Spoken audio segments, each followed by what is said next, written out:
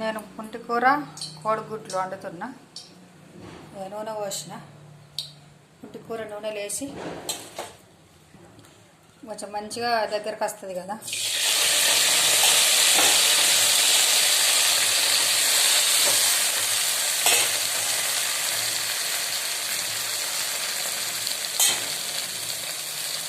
పుంటికూర, టమాటాలు, ఉల్లిపాయలు 3, కోడిగుడ్లు 4, కొత్తిమీరాకు తీసుకున్నాం. అల్లం వెల్లిగడ్డ పేస్ట్ అన్నీ పడతాయి.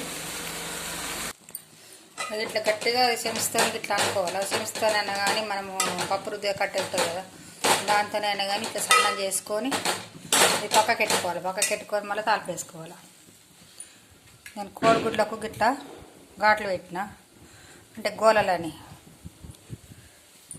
4 ఘాట్లు పెట్టిన. ఒక్కొక్కదానికి మంచిగా నూనెలో గోలితే మంచిగా ఉప్పు కారం పట్టుకుంటుంది కదా. ఉప్పు కారం వేస్తే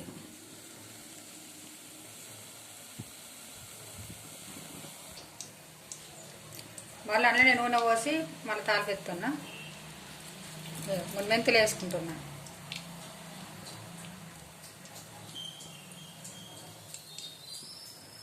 ఉల్లిపాయలు,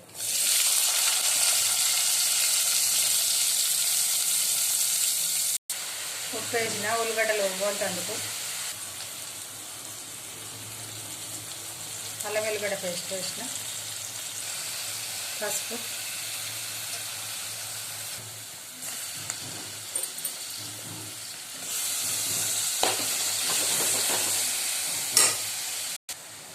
నూనెలు గోలించుకున్నాం కదా. పుంటికూర, టమాటాలు గోలినాయి, పుంటికూర వేస్తున్నా.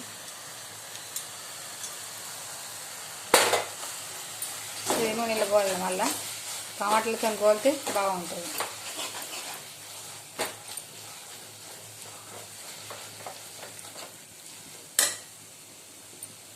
కొంచెం ఉడికినాక నువ్వు అది కారం వేసుకుందాం. కారం వేసుకుందాం. తినేదాన్ని బట్టి వేసుకోవాలి కారం. కొంచెం కొత్తిమీర వేసుకుందాం.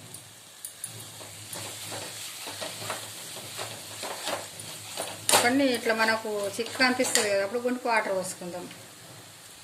కోడిగుడ్లు వేస్తున్నా నేను. ఇవి కట్టి మధ్యలోకి 4 కాట్లు పెట్టిన.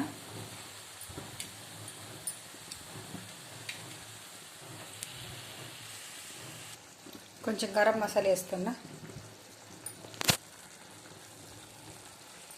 కొంచెం కొత్తిమీర పొడి, కొత్తిమీర ఆకు. అయిపోయిందండి వంట. కోడిగుడ్లు, పుంటికూర, టమాటా కూర, పుంటికూర, టమాటాలు అన్నీ వేసిన. ఎలా వచ్చిందో కామెంట్ పెట్టండి. ఒకసారి ట్రై చేయండి. ఓకేనా? నచ్చిందా? నచ్చితే ఒక లైక్ కొట్టండి, షేర్ చేసుకోండి, సబ్స్క్రైబ్ చేయండి. చపాతీలకు, రైస్లకు అయితే బాగుంటుందండి. చపాతీలకు అయితే ఇంకా బాగుంటుంది రైస్ కంటే. ఓకేనా? బాయ్ అండి.